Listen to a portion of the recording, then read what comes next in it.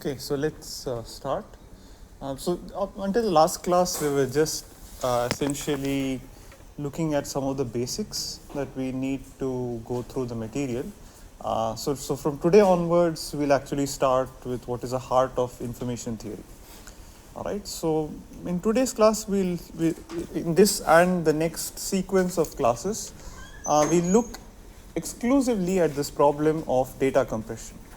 And from this, we'll see how to model the data compression problem and see what the fundamental limits of data compression are. So we'll first build a mathematical model for compressing files. And under this model, we'll ask for what is the minimum possible or the best possible compression that is possible. In the beginning, we won't look at designing algorithms. All we want to know is, well, we have a model for the file, for the raw file that we want to compress. Under this particular model, what is the best possible level of compression that we can obtain? All right, we just want a number that it's impossible to do better than this particular compression level, and there is some algorithm that achieves this particular level of compression, no matter how hard it is to design that algorithm. All right, so that will be the objective for the first few classes. And out of this, there will arise a natural measure of information that we'll call the entropy. We'll investigate some of the properties of entropy, and then subsequently we'll look at designing algorithms that allow us to achieve this best level of compression, or at least get as close to this as possible. All right. So first, let's look at the problem of data compression, which is rather natural. And we'll also see the different kinds of compression problems that one may be interested in. So in the data compression problem, we're given some file or sequence that we'll call the source file.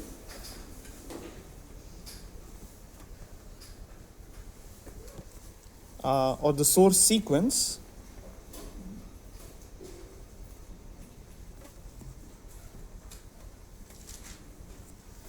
Which I'll denote as xn. So let's assume that the source file is a sequence of n characters, whatever characters mean. This could be English characters, it could be n bytes, it could be n bits, it could be n pixels, doesn't matter.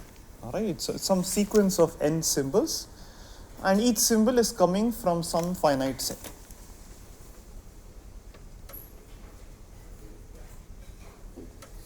All right. So we'll assume that so it consists of n symbols, and each symbol is drawn from some set, which I'll call script x, and the script x is called the source alphabet.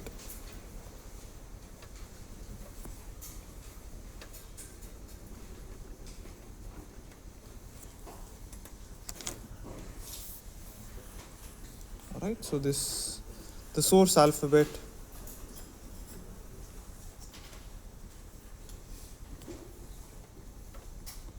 if my goal is to compress, let's say, ASCII text files, then this could be, say, ASCII characters. Or if I'm trying to compress images, then this could be the set of all, say, RGB values. If I'm trying to compress, let's say, some arbitrary binary file, then this could be the sequence of bytes, and so on. All right. For us, it won't matter specifically. So the kind of, when we'll try to model and understand the compression problem, we won't try to distinguish between text files, RGB values, or bytes. All right. For us, it is some alphabet.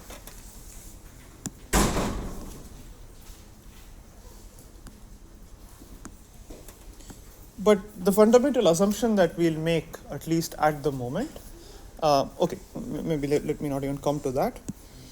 So so these are, I'm talking about files in particular, but this could also be compression of, let's say, some real world signals. For instance, it could be a speech signal, all right, in which case the source alphabet could potentially be even continuous. It could be even R. All right. So the source alphabet is some set. But for now, we'll assume that this is a discrete time model, and in particular, we have a sequence of n symbols that we would like to compress. All right. Maybe these n symbols have been obtained after sampling a particular signal. That's one particular model. So the goal of compression is to design a pair of algorithms, one a compression algorithm or a compressor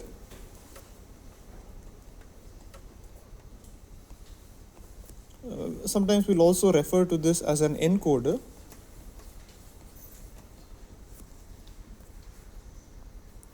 which gives a compressed sequence or a compressed file that I'll denote yk.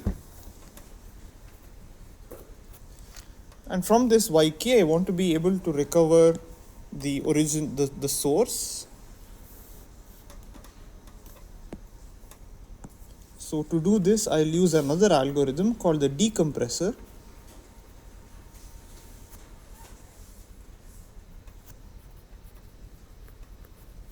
Also called a decoder.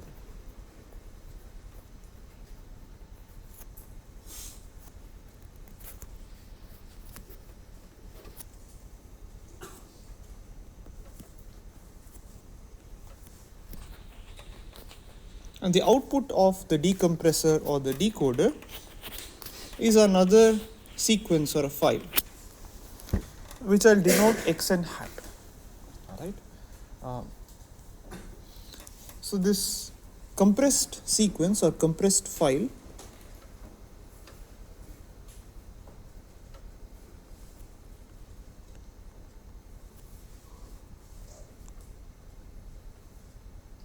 we'll assume is going to be binary, just because we want to fix the alphabet for the compressed source, for the compressed sequence. So I have a sequence of n symbols called the source. This is going to be compressed to give me a sequence of k bits called the compressed sequence or the compressed file. And the decompressor takes as input this compressed file or compressed sequence and outputs an xn hat, which I'll call the reconstruction, all right, or the reconstructed file. Now I'm not, the output of the decompressor or the decoder, I'm not writing this as xn, because I'm going to allow, in the most general form, I'll allow xn hat to be different from xn. All right. Potentially I could allow, for whatever reason, depending on the application, on the specific application I have, xn hat could potentially be different from xn. But xn hat should, in some sense, capture all the information there is, or all necessary information about xn. We'll make this more formal as we go along. Okay? What is the length? Which? So we'll assume that that n, so the source file and the reconstructed file have exactly the same length. Right? There may be other applications where the lengths could be different, but at least in this particular course, we'll assume that the reconstructed file has to have exactly the same length as the source file. Sir, should the cardinality of source alphabet be greater than the cardinality of compressor sequence? That's also a good question, but again, for the purposes of this course, we'll assume that both of them have the same alphabet. All right, I'm sorry? No. So he's talking about this xn hat. All right. Does the alphabet to which this belongs, can it be different from the alphabet to this, with which this belongs? All right. And the general answer is yes. It can, in general, be different. All right. It need not even be the same, or even a subset potentially. Again, all of this depends on the specific application, but for now we'll assume that either, so in general we'll assume that this is also a sequence of n symbols coming from the source alphabet itself for the most part. In certain applications, again, it could be a subset of the source alphabet, but there's no loss of generality in saying that that also comes from the source alphabet. right? And for the wipeout here, we took the alphabet as binary. Correct. So should the cardinality of the source alphabet be greater than this binary alphabet that we are taking? No such thing, so no assumptions at all. Well, the source alphabet has to have at least two symbols, otherwise the problem becomes trivial. There's only a single sequence, right? And instead of binary, can we take any alphabet for the wipeout? For wipeout key in general, it could be different, but I'm going to define a quantity. So the level of compression that you obtain obviously now would then depend on the alphabet for the compressed file, right? Because, for example, if the size of the compressed file is not measured in bits but in terms of bytes, then the level of compression would now have to be represented in terms of bytes rather than bits. But as again, there is no loss of generality in assuming that this is binary. There are certain implementational aspects where this could differ. Sometimes it may be a little easier to work with a different alphabet than binary. But in most digital systems, anyway, everything is represented in binary. So we'll assume that the compressed file is a binary sequence. All right. I agree that in practice, you don't really have arbitrary binary sequences because all files are represented. The most basic unit is typically a byte when it comes to storage. But in many other applications, including communications, you can have sequences in bits rather than bytes. All right. For example, when you take, say, even communication systems, the output of the antenna, you receive signals from an antenna, and that is typically sampled, and then there's an analog to digital converter, and the output of the analog to digital converter is a sequence of bits, which may or may not be which may not be grouped into bytes. Okay, so we'll assume that bits are the most fundamental level at which we'll operate with respect to when we're talking about compressed files. All right. Good. Any other questions?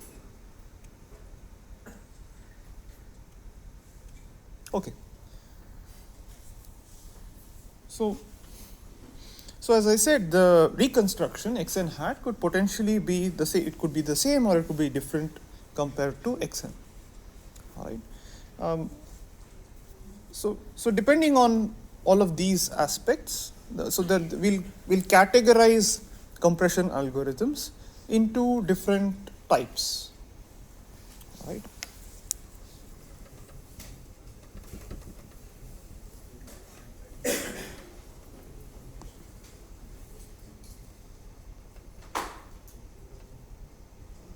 So compression scheme, generally speaking, consists of an encoder and a decoder.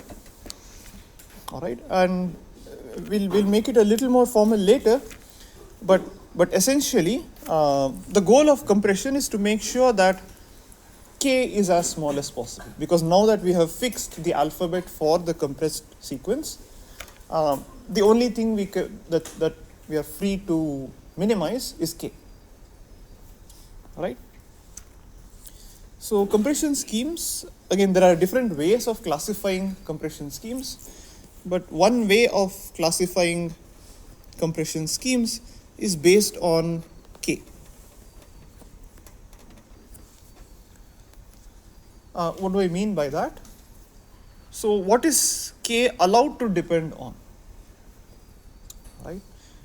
So the most common form of compression that you would have seen, particularly when it comes to, say, text compression, when you're using a utility such as zip or gzip, is that you take the source file, all right, maybe a 1 kilobyte source file, and then compress it, you will get maybe 200 bytes, right?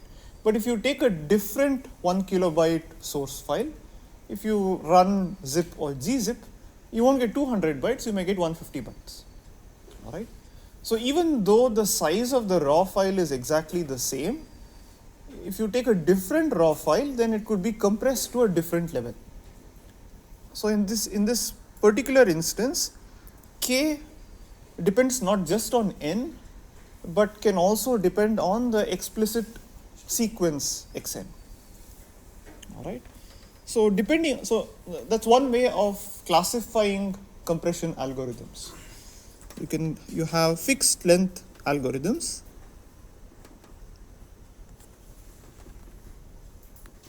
So fixed length compression schemes or variable length compression schemes.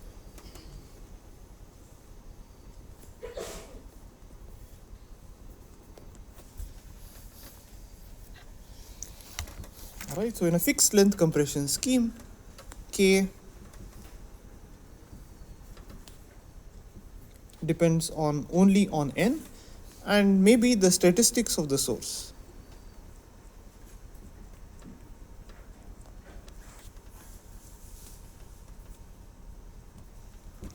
I'll say precisely what this means in a moment. But broadly, you're trying to design a compression algorithm for a specific class of source files, and k can only depend on the size of the source file and the class to which it belongs. So within this class, no matter which file you take, the compressed length always just remains the same. Okay. The second type is variable length, which is much more widely used in practice, particularly when it comes to, say, utilities such as zip. And in this case, k can depend on n and xn as well. So it depends on the explicit realization of xn.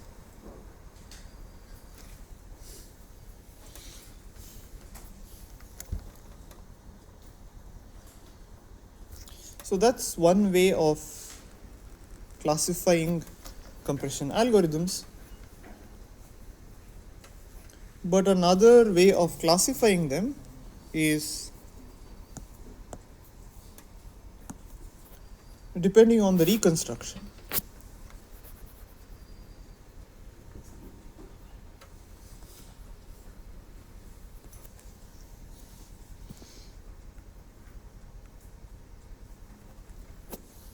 So based on how you want to reconstruct or what you want to reconstruct, they can be classified as lossless or lossy compression algorithms.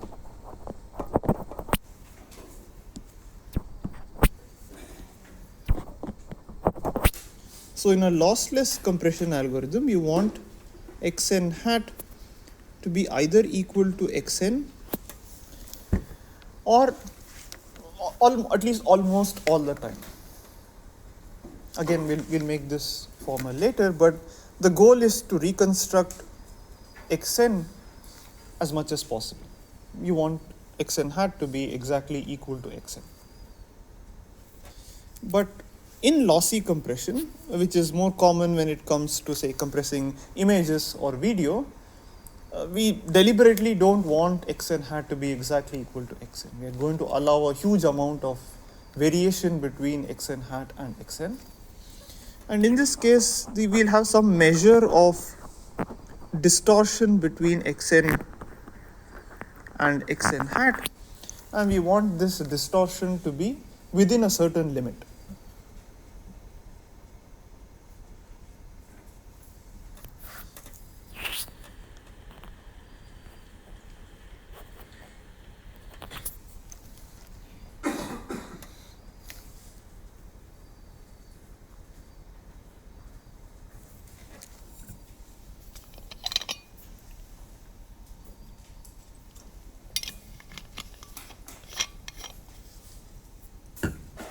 So we can have fixed length lossless compression schemes, variable length lossless compression schemes, fixed length lossy compression schemes, and variable length lossy compression schemes.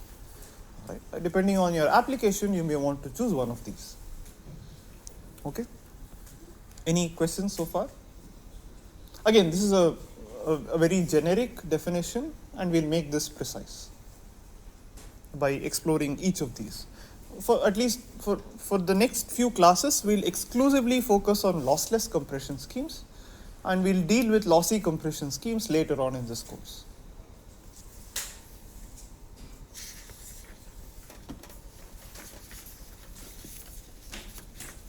All right.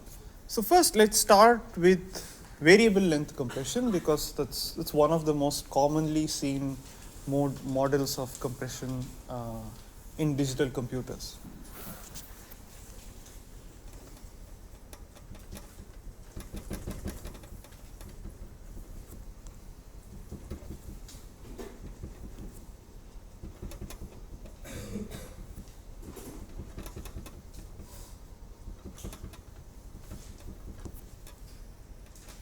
So in order to design compression algorithms, as I said, it's not possible to compress every single file all the time, right? Because that logically would not make much sense. Because if it is possible, let's say I have the set of all possible files of a certain size, all right? All possible 1 kilobyte file size files, right? If I wanted, if suppose someone comes and tells you that, okay, you give me any 1 kilobyte file, I have a tool that is going to compress this to, I don't know, 50 bytes. All right? Doesn't matter which 1 kilobyte file you give. It's always going to compress this to, say, 50 bytes. And you're guaranteed that you'll be able to recover your 1 kilobyte file from this 50 byte compressed file. Would you believe this person?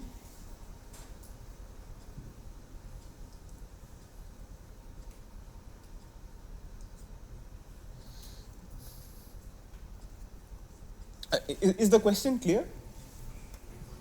So we have the set of all.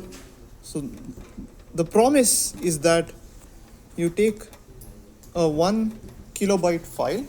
I am going to some salesman who comes to you and says that I have designed a new compression utility that is going to compress this to a 50 byte file, and you will be able to recover your original 1 kilobyte file. All right, all the time. So the guarantee is that this compressed file has size at most 50 bytes. It could be a little less, but it's never going to exceed 50 bytes. Would you believe this salesman? Would you put your money to this, to purchase this compression utility? Yes? No? Okay, how many say no? Okay, how many say yes? I'm willing to take that bet. Okay, what about the others? You're not allowed to try. You have to put all your money on the table. All right. Okay, so for people who said no, why wouldn't you believe him? Let's say there was a bigger file that was compressed to 1 kilobyte. We can't compress it even further, for example. Okay, but Or we could take the compressed 50 bytes that he gives me and give it back to him and ask him to compress it further. okay, so this guy is saying that, look, I don't guarantee for arbitrary files. It's only 1 kilobyte files. So we can take like 50 kilobyte files, give it one at a time, convert it to 50 bytes until it becomes like 1 KB, Okay. and then give it back to him and ask him to compress further. But this should be very hard because these are already compressed, highly compressed file series. Okay, I agree that seems to be a logical fallacy, but this is a much simpler answer. You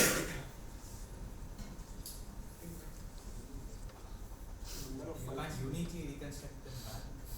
Yeah, exactly, right? So let's say that I list all possible 1 kilobyte files, all right? Let me just write them down in a sequence. How many such sequences are there? So let's say that n is the length of the source file. For now, let's assume that we are operating in terms of bits. Okay, I have n bits. I have an n bit source file, and the guarantee is that I am going to compress this to a file of size less than or equal to k bits, where k is something much smaller than n. All right.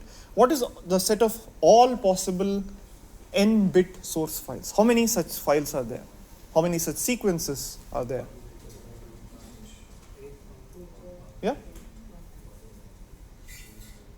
How many possible source sequences of n bits can you construct? 2 to the power n, right? Hopefully you're all on the same page. So there are 2 to the n possible source files, all right? The guarantee is that now someone's coming up with this algorithm, right, which converts this into a sequence of k bits, all right, or less than or equal to k bits, correct? How many possible sequences can you construct of size, let's say, k bits? 2 to the power k, right? And ultimately, what are these? These are deterministic algorithms, right? Because you want to make sure that you can reconstruct from the compressed file, you should be able to recover the source file exactly. That's the guarantee that we want. We want perfectly lossless compression, right? So if someone comes up with such an encoder or a compressor, then what should happen? Some of them will not, you cannot map them back uniquely. Correct. So basically, if n is greater than k, then at least 2 of these source sequences must be mapped to a single compressed sequence, right? But if you do that from the compressed sequence, how can you recover the original source sequence? Because there is no way of distinguishing between the 2 different source sequences that were mapped to the same compressed sequence. All right? So it's impossible to do that. So this means that suppose you come up with a compression algorithm, let's say a variable length compressor. If the guarantee is that you will reduce the length of the compressed sequence for some files, then it must be the case that you will increase the length of the compressed sequence for some other files. That should necessarily happen. All right? Maybe the amount with which you increase is maybe not too much, but it is impossible to have shorter length compressed sequences for all possible source files. All right? So clearly we need a proper model for compression to say which compression algorithm is good or bad. Because tomorrow I can come up with a compression algorithm that compresses very specific types of files. You come up with a different compression algorithm for some other specific types of sequences. And then now how do you compare the two with each other, right? Because let's say your compression algorithm compresses certain sequences better than mine. But my compression algorithm compresses certain sequences better than yours. So we need a more systematic framework to study compression. Right? So to do this, what Shannon in his 1948 paper said that, okay, we're not going to worry about what is the semantics of the source. All right, I have some file, some source sequence. I don't care what is a specific sequence of characters that appear in this source sequence, but let me model this as a random sequence, because it's a reasonable model to consider. All right.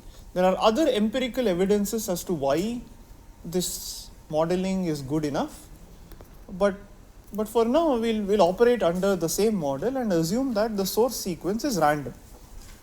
It comes from some distribution. All right. The distribution could be IID, it may not be IID. Okay, but we'll assume that it is random. All right. So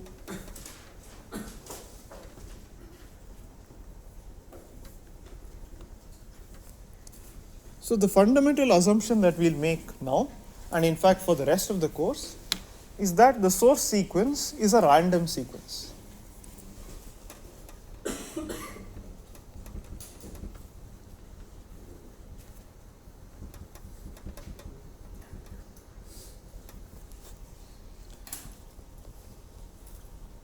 So xn is a random sequence and it has distribution pxn.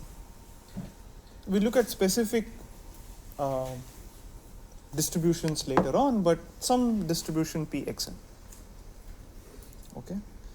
And when in the context of lossless source compression, we'll assume that the alphabet is finite. We can also allow countable alphabets, but we'll assume that this is finite for now. Why can't we look at continuous alphabets for lossless source compression?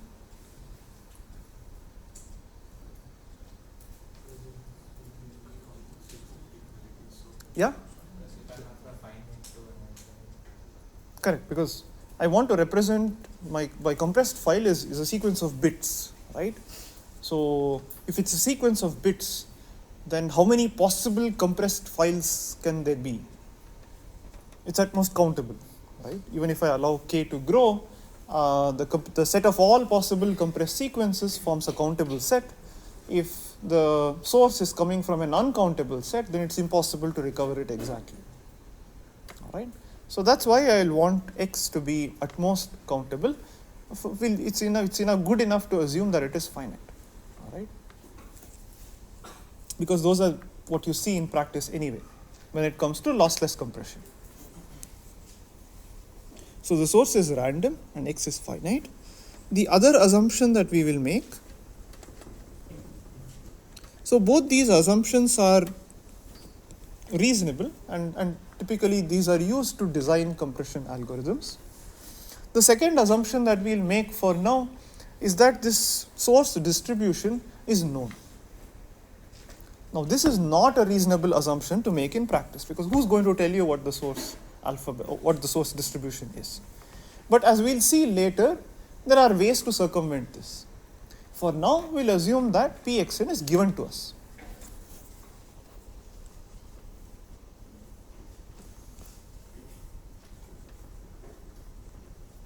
Also, if we are designing a compression algorithm and let's say we know what is the best possible compression algorithm or the best level of compression that we can obtain if pxn is known, can only be lower than the best level of compression that we can get when px is unknown.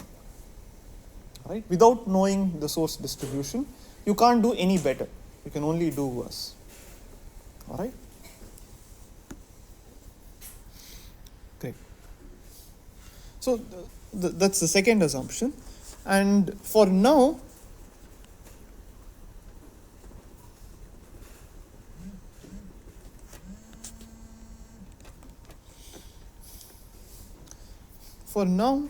we'll assume that we don't have any constraints on the computational complexity of the encoder or decoder. All right, so we're not looking at practically implementable compression schemes for the moment. We'll explore practical compression schemes later on, but assuming that you don't have any such constraints, what is the best level of compression?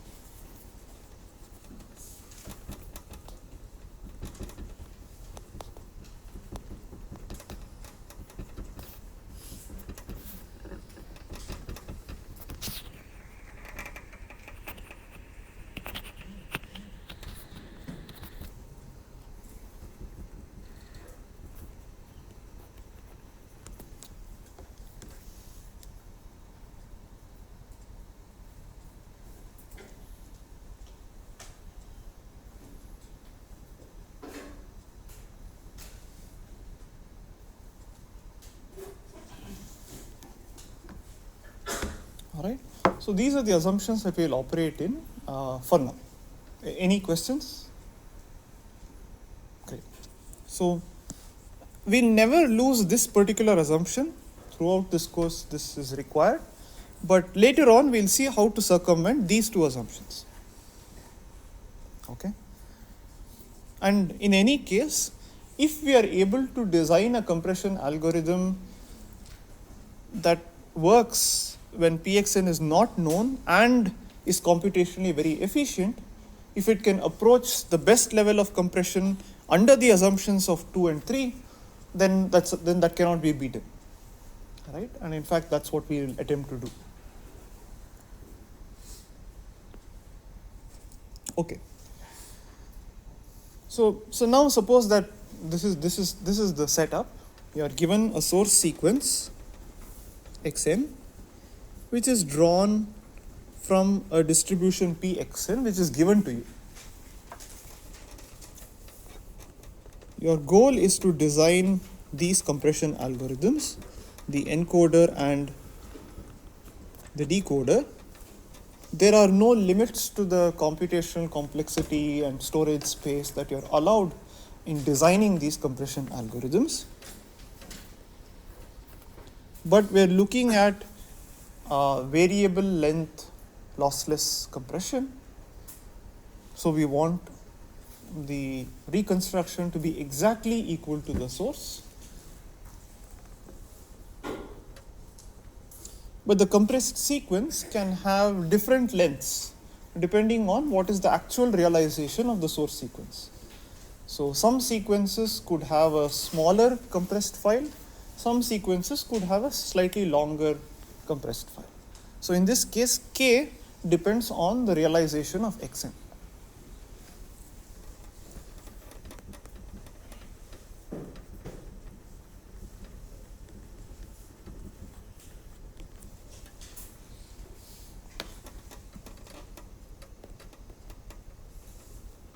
So let's mathematically define what it means to be a variable length lossless compressor. So given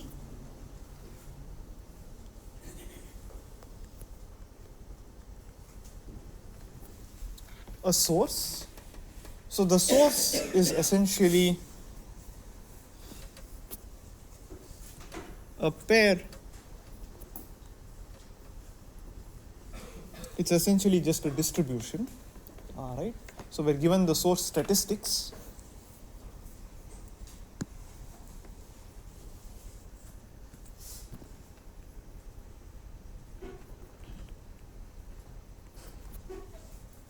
So given n comma pxn, a variable length compressor, a variable length lossless compressor, or let me call it variable length lossless compression scheme, is a pair of algorithms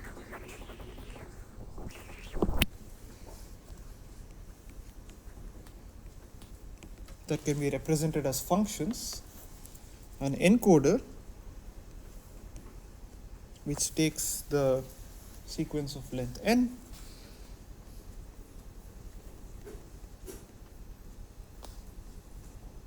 and outputs a binary sequence of arbitrary length. All right, so this 0, 1 star means that it is the set of all possible sequences of binary alphabet. And this will also include the empty binary string, all right, which is a sequence of length 0.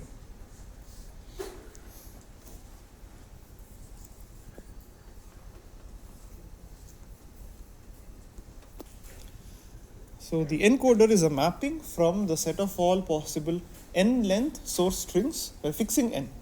All right, the goal is to only design a compressor for n length source strings coming from this distribution Pxn.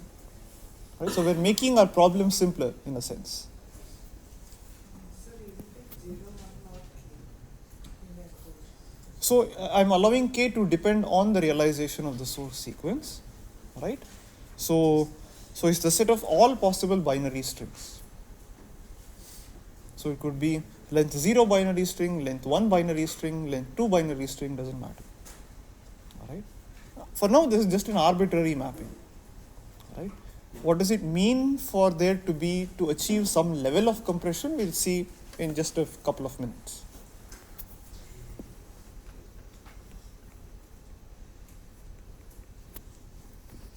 So the decoder takes the compressed file as input, which is a It takes an arbitrary binary string as input and outputs a sequence of length n. All right, and this has the property that the decoded file, when you give the encoding of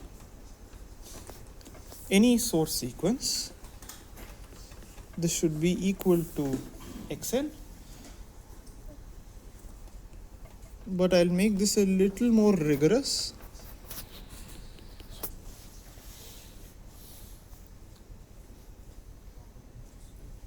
So with probability 1, the decompression of the compression of any source file should be equal to the source file itself. I'm sorry? Okay, so you may ask, why did I put that probability in the first place, right? Why didn't I simply say decoding of encoding of xn equal to xn? The reason why I didn't do that is because potentially, remember that I'm given a distribution Pxn. Maybe this distribution Pxn assigns 0 probability to some sequences, in which case I don't care how that is compressed, right? Even if that sequence is in error, it's anyway going to occur with probability 0, so I don't have to worry about those sequences, right? That's why this probabilistic framework is more advantageous, because anyway, when you're designing a compression scheme, if you know that certain sequences are impossible, you'll never see certain sequences, then why do you worry about how this is compressed anyhow? Right? We don't care how that is reconstructed. Okay, so it's lossless if this happens. All right. Now I can construct infinitely many such algorithms, right? All which don't have any level of compression. So when do I say that it is compressed? What does it mean to compress a sequence? I need some measure of compression. All right, so the rate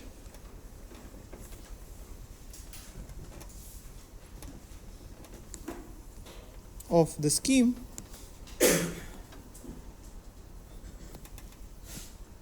is defined as R, which is 1 over n times the expected length of the compressed sequence.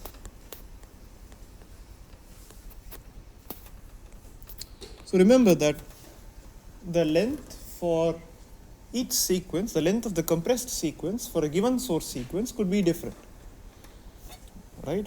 For example, let's say I have 2 symbols. Maybe n is equal to 2.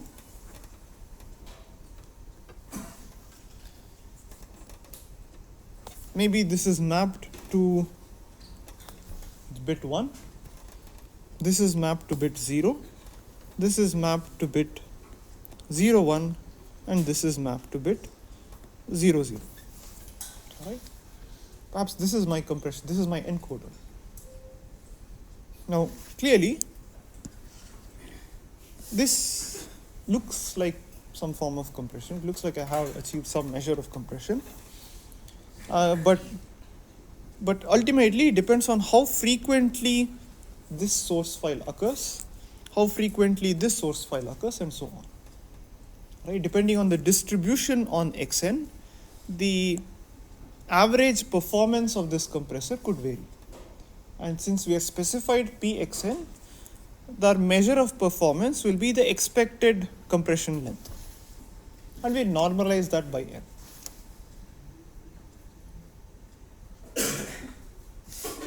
Right? Any questions? Okay, great.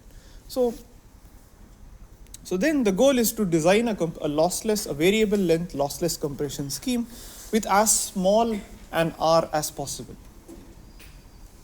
Okay, that's the goal.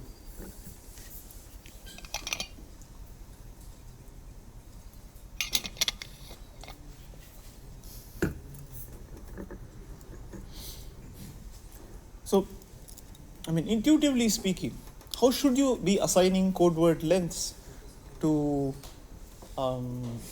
source sequences? So ultimately the goal is just this, right? You're given the set of source sequences. You have to assign code words to each of these source sequences. If you didn't have any computational complexity constraints, then one way of implementing a compression and a decompression scheme is to just specify a table like this, right? You say, okay, this sequence is going to be mapped to this code word, this sequence is going to be mapped to this compressed file, this source file is going to be mapped to this compressed file, and so on. Okay? Because, as I said, no constraints on complexity. So then what would be the natural principle based on which you would assign code words or assign compressed sequences to source sequences?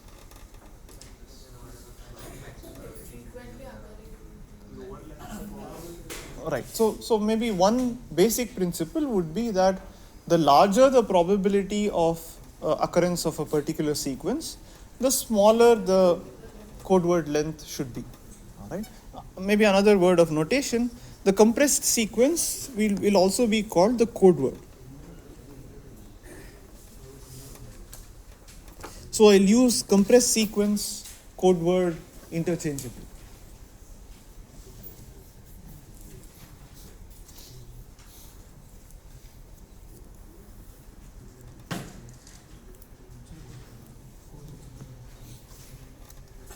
All right. Great. So the natural way. So what do you think would be the optimal way of designing the compression scheme? Any guesses? To list them in the order of probabilities. Okay. And then start with 0, 1, 0, 0, 0. Exactly. So basically, you list all the sequences in descending order of their probabilities. All right. Let's call them xn of 1, xn of 2, xn of 3, and so on, such that the probabilities are non-increasing, they are descending, and then assign sequences of increasing lengths to these sequences. As I said, we are also allowing the empty string. So let's assign the empty string to the first symbol. That is, if the sequence has highest probability, then you send nothing. If you see a symbol of the second highest probability, then you send bit 0. The next highest probability, you just send one bit 1, and then 0, 0, 0, 1, 1, 0, 1, 1, and so on.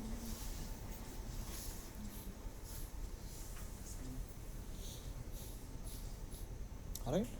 We are ranking them in descending order of probabilities. So the highest probability sequence is sequence number 1.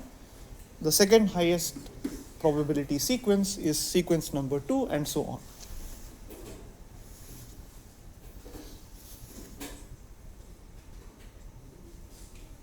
Right? Hopefully you're all convinced that this is the best possible you can do. Right? Because you always want, because the goal is to minimize the expected length, and if you assign a longer compressed sequence for something which has higher probability, then that's always going to be bad. You're always going to incur a higher expected code word length.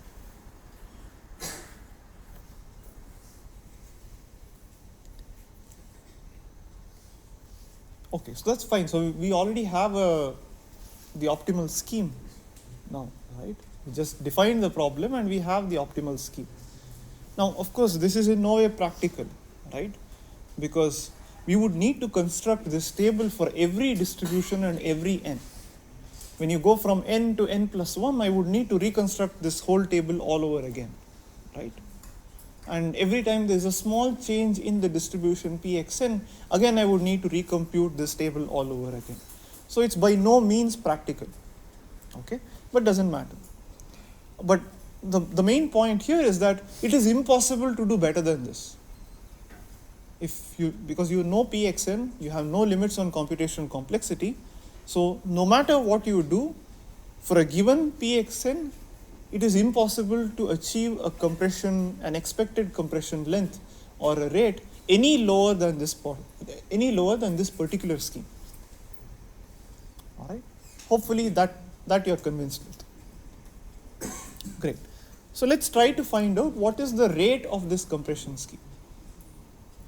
All right. Can we obtain a closed form expression for the rate of this particular optimal compression scheme?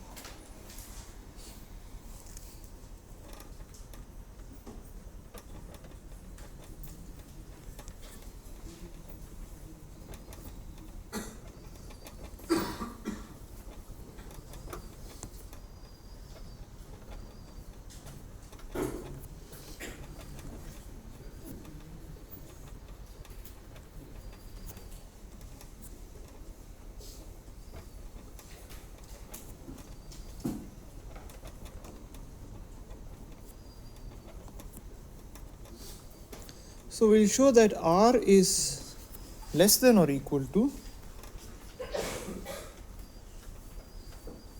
this quantity h of xn, which I call the entropy of the source sequence, which is summation over all possible sequences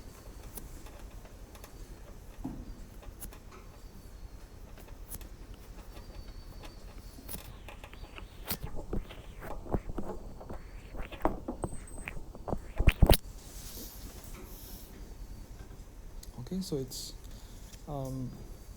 less than or equal to this quantity that we'll call the entropy, and it is greater than or equal to a quantity that is almost equal to the entropy. It is h of xn minus log to base 2 of E times h of xn plus 1.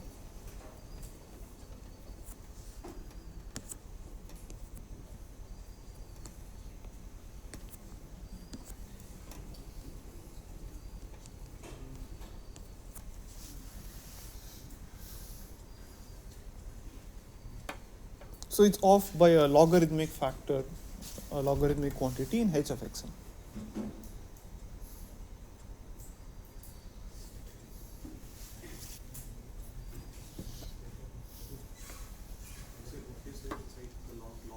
It's log 2 of E times h of xn plus 1.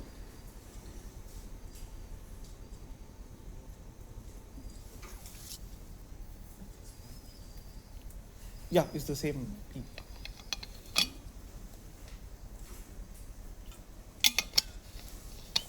The base of the natural logarithm. Again, remember that here these logarithms are to base 2.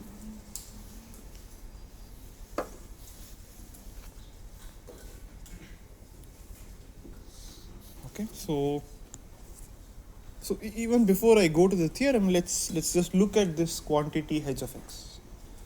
Right, so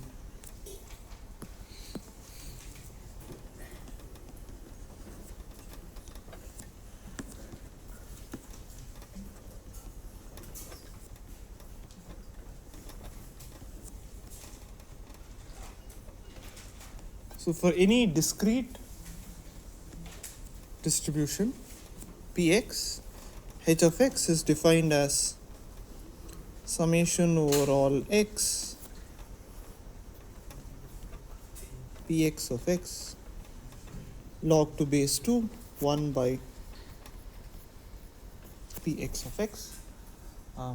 So we'll take the entropy to be a measure of information of this random variable, and this will be measured in terms of bits. All right. If you change the base of the logarithm in this particular definition, then you get a different measure, and then you don't measure it in terms of bits anymore. All right. So for example, if the log is to base E, it's measured in terms of nats. All right. But throughout we'll assume that it's always the base of the logarithm is always going to be 2. Okay. And that goes back to your question as to what is the alphabet of the compressed sequence. In this case, I'm assuming that the size of the alphabet is 2.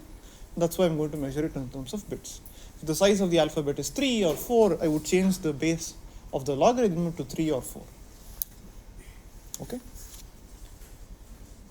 Okay, so this is the definition of entropy, but I have to make a few remarks. So firstly, this is bad notation. Okay, this is bad for a number of reasons. So firstly, I've written this as h of x, where x is a random variable.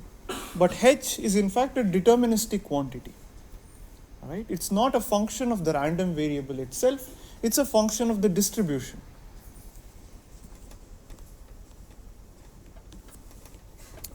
Is not a random variable, it is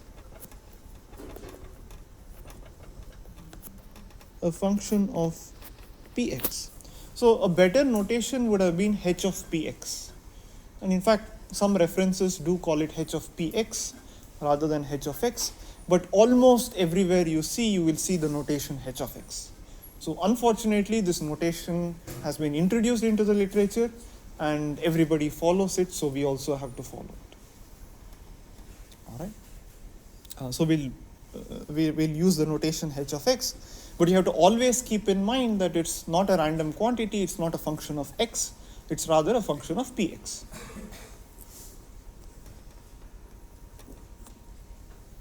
So secondly,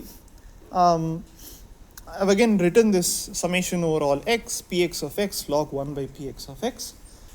This is all fine if the probability px of x is non-zero. Right? What happens when there is some symbol with zero probability? All right? In that case, so the more precise definition would have been h of x is equal to summation over all possible x such that px of x is strictly greater than 0, px of x log 1 by px of x. That's a more precise definition. But then even this notation is not too bad, because if we define this as, let's say, minus summation x px of x log px of x, then note that the function u log u, it's not defined when u is equal to 0, but then the limit as u tends to 0 from the right of u log u is equal to 0. Right? So we'll basically take this as the definition for entropy, but we'll sort of redefine the function u log u to be equal to 0 when u is equal to 0. So it's a slight abuse of notation, but just so that we don't have to specify this every single time, we'll just take this to be the definition of the entropy. But formally speaking, that this is how it is to be interpreted. You either redefine the function u log u to take value equal to 0 when u equal to 0, or you explicitly sum only over those probabilities which are strictly positive. All right.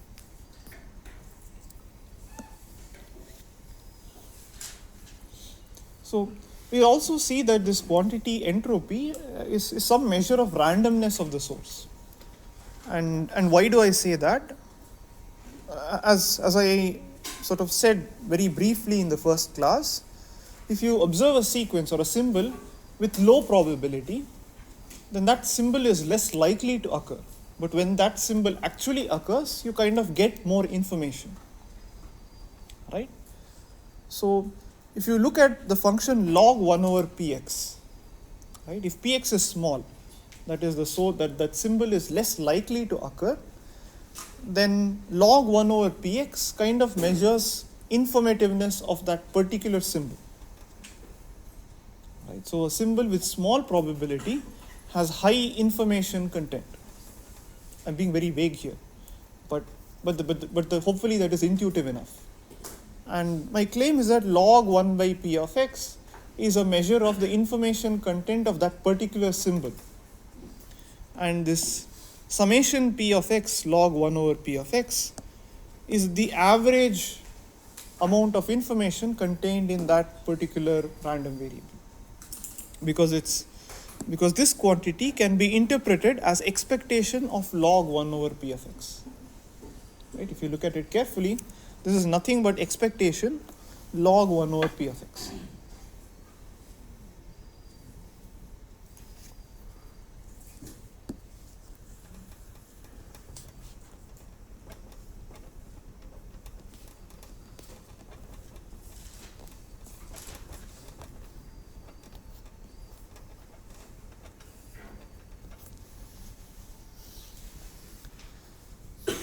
Right? And this is sort of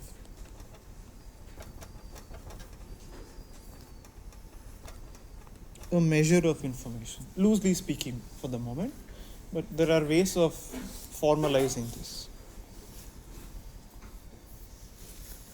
Because the lower the probability, the higher the information content of the symbol. So this, in some sense, captures the average information content of this particular random variable.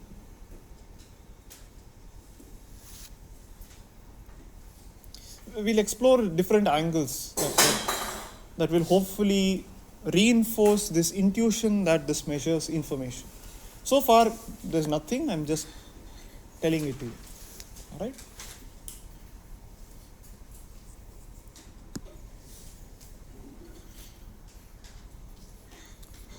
Any questions? Yeah. Since it occurs, doesn't occur so often, why would we call that an information? Everything is info. I agree. So that intuition is not very strong at the moment. But here is one. In fact, one way of looking at it is the following, which is, how much information should you provide? What is the minimum average amount of information that you have to provide in order to say that a particular symbol has occurred? That's basically, if you think about it, that's basically the data compression problem, right? The goal is to assign sequences of varying lengths. In variable length compression, the problem is to assign sequences of different lengths such that you can convey to someone which symbol has occurred. Correct? And obviously, the less likely a symbol is to occur, the more number of bits you would need to convey. Correct? So in that sense, suppose that log 1 over p of x, suppose somehow, we'll explore such a compression algorithm later on, but suppose there is something for a symbol of probability p of x, you convey log 1 over p of x bits. All right? Then the average number of bits you would need to send, or the average compression length, would be expectation log 1 over p of x, right? Which is basically the entropy. Right? This particular scheme that I'm talking about is not the optimal compression scheme, it is some compression scheme. But eventually we'll see that it is almost optimal, and there's a way of doing that explicitly. Okay? But again, all of these intuitions will be reinforced later on as we explore compression in a lot more detail. Another way of interpreting the compression problem, particularly the variable length compression problem, is the following. Suppose that you want to design a series of yes or no questions which allow you to determine which symbol I am thinking of. Right? So I am thinking of one particular number between 1 and 5. Okay? And your goal is to find out which number I am thinking of. How would you do this? All you are allowed to do is ask me yes or no questions. So for example, the first question maybe you want to ask is the number odd or even? All right? I say that it is odd. And now you narrow down your possibilities from instead of 1 to 5, it can only be 1, 3 or 5. Right? Now you ask another question, maybe is the number less than 3 or greater than 3, or greater than or equal to 3. Now if I say that the number is less than 3, again only yes or no, right? So I say yes if it's less than or equal to less than 3, no if it is greater than or equal to 3. Right? So basically you have no knowledge in the beginning, but then you're allowed to ask a bunch of yes or no questions, and the goal is to design the best set of yes or no questions such that you're able to get the right answer with as few questions as possible. Alright, so maybe this is 1, 2, 3, 4, 5. So there's some sequence of yes or no questions.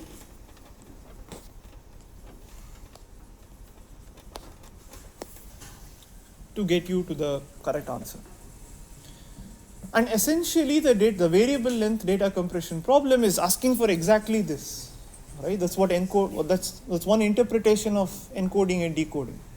To design a sequence of yes or no questions where basically your yes is bit 0 or bit 1 and no is bit 0. Right? So all of these are very intimately connected to each other. Does that make sense? Great.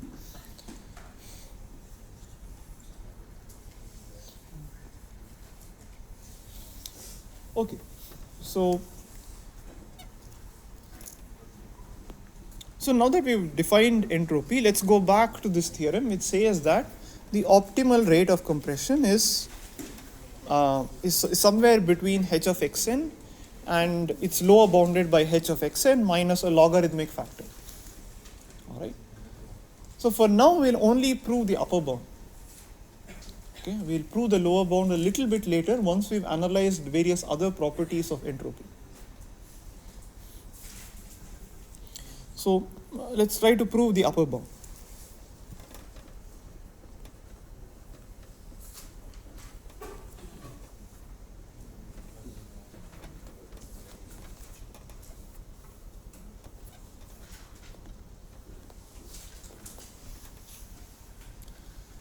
Okay, so now recall the scheme once again. What we were doing is we were sorting the symbols in decreasing order of probability, and the ith symbol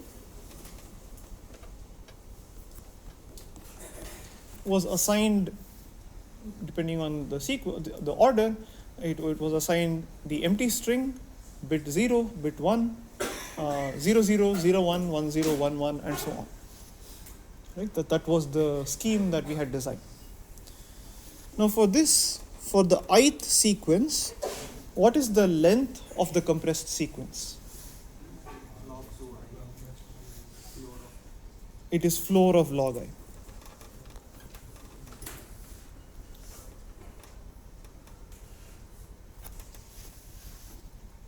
Right? Do you all agree? Which is essentially less than or equal to log I to base 2. Hopefully the first point is clear. That if not, you just verify. Just look at the first few sequences, you'll see that this naturally holds. Great. So that's point number 1. The second point is, the claim is that the probability of the ith highest probability has to be at most 1 over I. All right. Let's try to see why that is the case. So firstly, let's look at the highest probability. Obviously that's trivial. It has to be less than or equal to 1 because probabilities are only between 0 and 1. Let's take I equal to 2, right? Now remember, this is the second highest probability, right? So now the second highest probability cannot be any more than half, because the first highest probability has to be greater than the second highest probability. So If the second highest probability is greater than half, then that's a contradiction, because the first highest probability would have to also be strictly greater than half, and they don't sum to 1.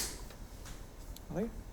Similarly, the third highest probability can't be any larger than 1/3, because the first two highest probabilities have to be greater than this, and you can only match 1/3. That happens when you have 1/3, 1/3, 1/3, right, and so on. Right? Is this point clear? Any questions? Great. Basically, this is all that we need. So now, if you look at expectation, or if I rearrange this particular quantity, I is less than or equal to 1 over Pxn of the probability of the height of the ith sequence, and therefore the length of the encoding of xn of I. I realize that this should be encoding of xn of I.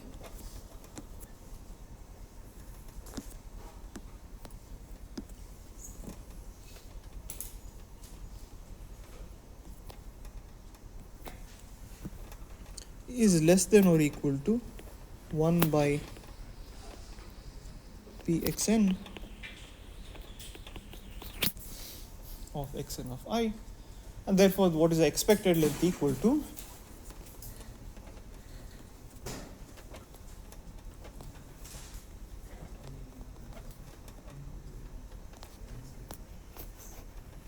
This is less than or equal to, okay, I'm sorry, this should be log of this particular quantity. So this is less than or equal to summation overall I equal to 1 to size of x to the n of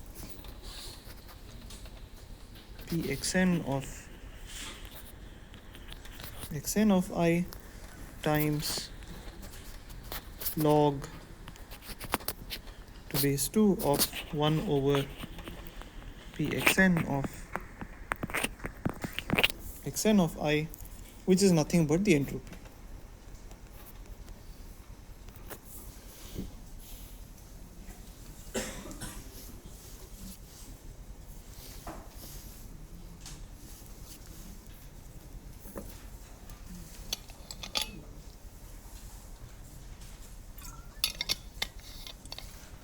So there seems to be a bit of an issue.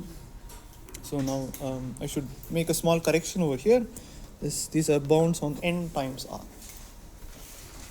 right? Because I'm looking at sequences of length n, or r is less than or equal to h of xn by n, and greater than or equal to 1 over n times h of xn minus 1 over n log of this particular quantity.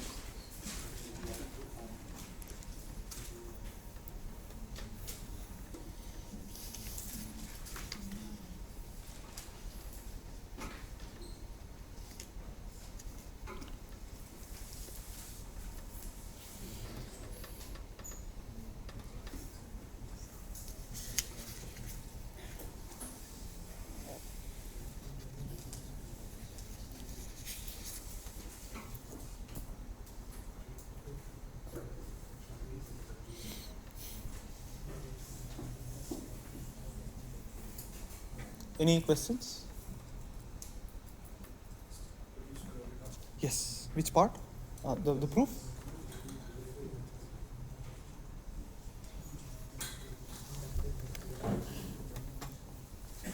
So basically the proof was based on two observations. One is that the length of the encoding for the ith symbol is exactly floor of log I to base 2, which is less than or equal to log I.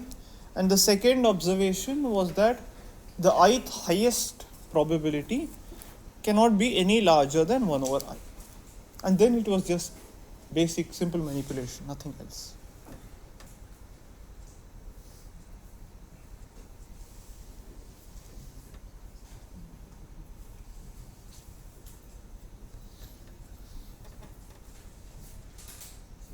Yeah. So can you explain why did we get NR in the above equation? That was basically my definition for R was the length. Let me, yeah. So my definition for the rate was 1 over n times the expectation of the code word length.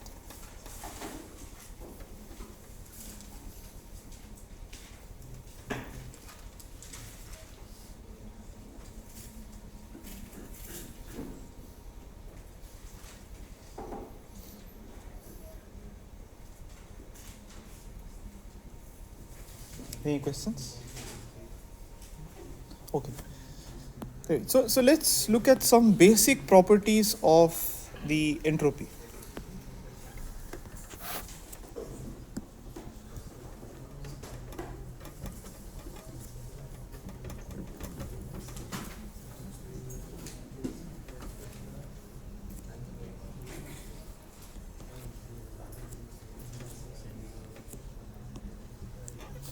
All right.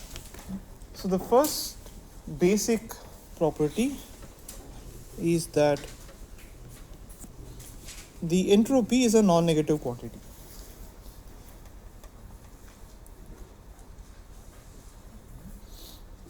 Why is that true?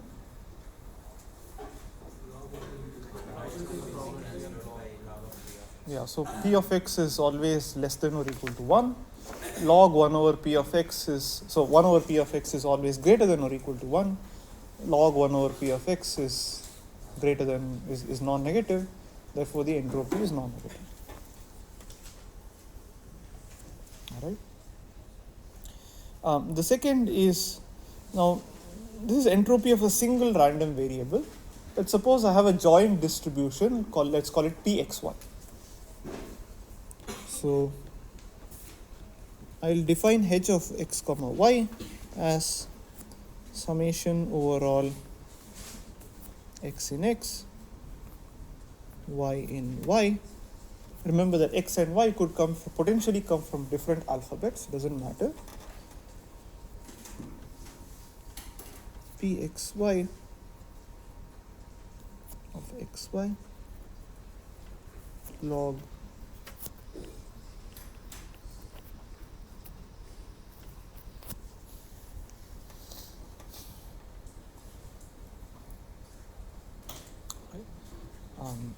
this is nothing but the entropy of the random variable z, which is defined to be the pair x comma y. Could be double summation.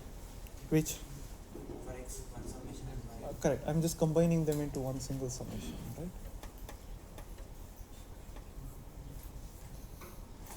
But you're right. It's essentially a double summation or a summation over all possible pairs x comma y with x belonging to script x and y belonging to script y. Okay. I'll also define, so this is what is sometimes called the joint entropy of x comma y.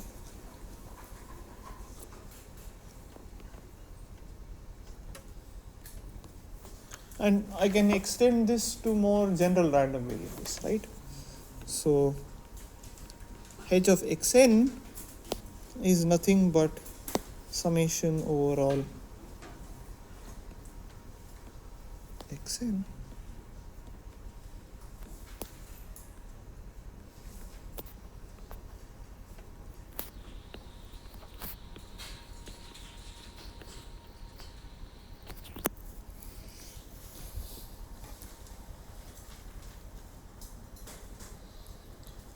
so I can define the joint entropy of, in general, n random variables. Okay. I'll define something. So one way of interpreting the joint entropy is a measure of randomness of all of these random variables treated as a collection.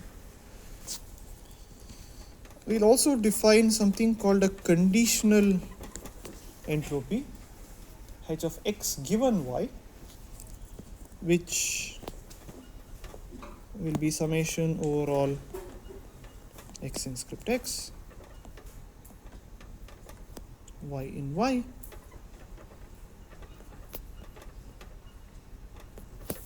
the joint distribution of pxy times log 1 over px given y of x comma y. Summation won't be one. I'm sorry? Summation won't be one. Can you speak up? There's no summation over y. There is a summation over y, that's the point.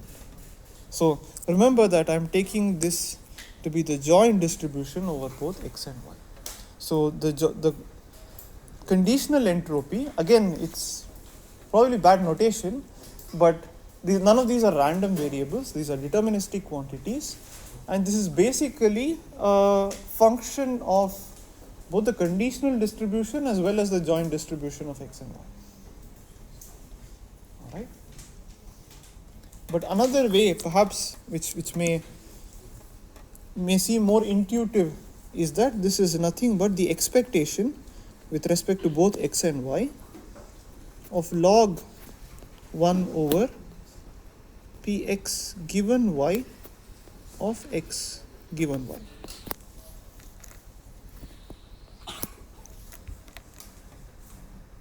Alright?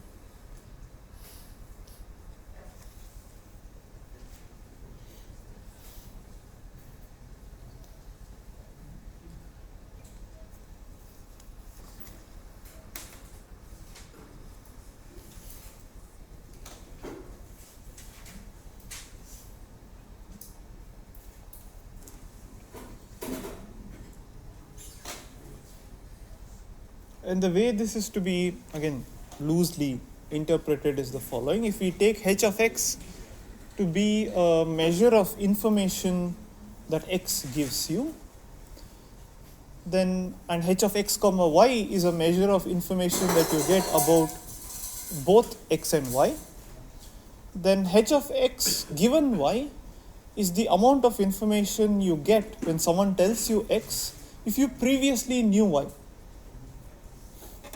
Right? So suppose that there is some x which is encoded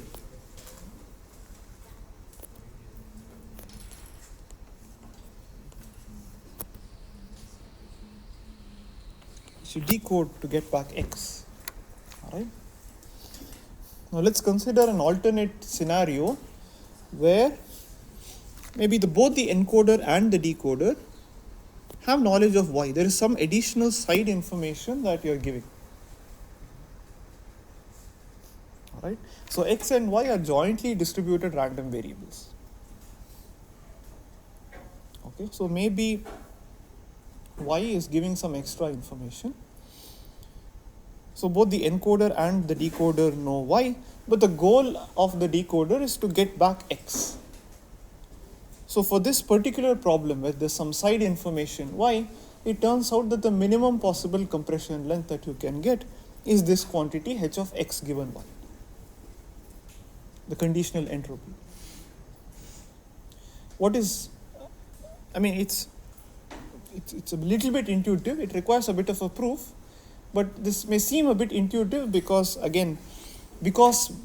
the encoder and the decoder know y, the effective distribution that the encoder and decoder see is px given y instead of px. Right?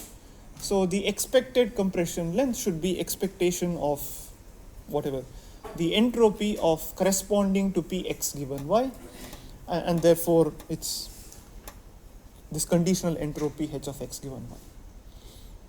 But it's also a remarkable result that even if I remove this y at the encoder, if only the decoder knew y, even then you can achieve the same rate of h of x given y. It's very surprising, but that turns out to be the case. All right. But anyway, the intuition or the intuition for this quantity h of x given y is that this is the amount of randomness that is still left over in x if you knew y. Why did we take the expectation with respect to joint distribution of x by the x given y? So that's because if I took it with respect to x given y, then the resulting quantity would be a function of y, which would still be a random variable. Right? So this is averaging over all possible randomness in the system, so that you end up with a deterministic quantity. That is why you take the expectation with respect to both x and y, and not x given y. Okay. In any case, it's just a definition, and this is some notation that we use. Okay. Right. The important point is that this gives rise to a sort of natural chain rule of entropy. So h of x comma y, the joint entropy of x and y, can be written as h of x plus h of y given x, also equal to h of y plus h of x given y.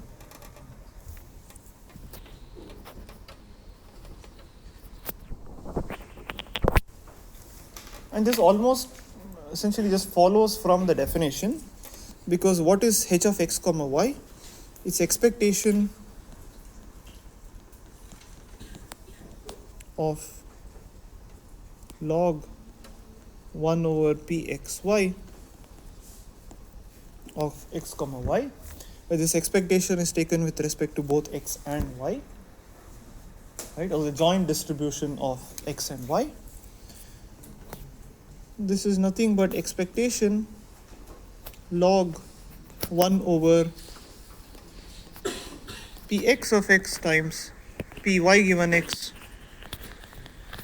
of y given x, right? And the log of a product is the sum of the respective log terms.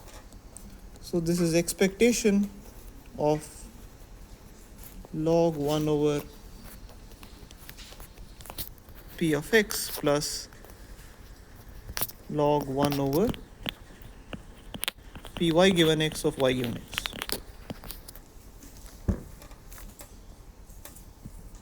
Which is nothing but h of x plus h of y given x.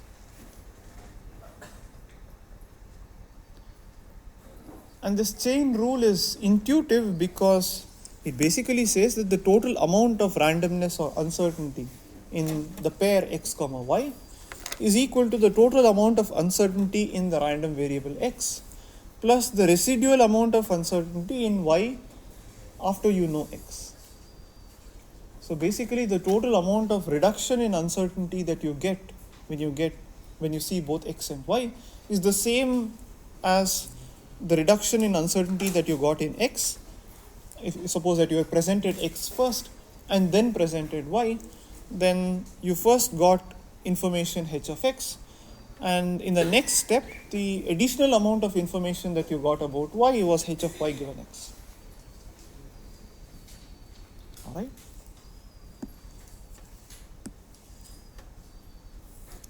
Okay, so maybe this is a good point to stop. Any questions?